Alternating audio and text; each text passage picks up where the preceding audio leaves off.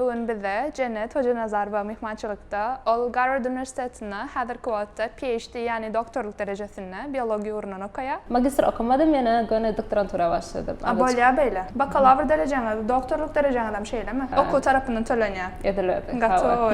In köp gelen soraw şudy Harvard kynmay. Research etýän diýdiňiz, oň üçin grantlar berilýärmi, yani pul mümkinçilikleri. Ha, indi. PhD kabul edilsen, at the same time şaluratın özünü fondan Ha, bilen. üniversiteden fonderler.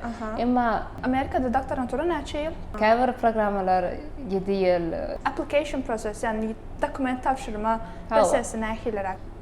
Esasy zat ingilisini gurlap bilmek, in birinji ýerde. Amerika en meşhur ve öňden gelen üniversitetlerinin toplumuna Ivy League üniversitetler bütün dünýäde tananýar.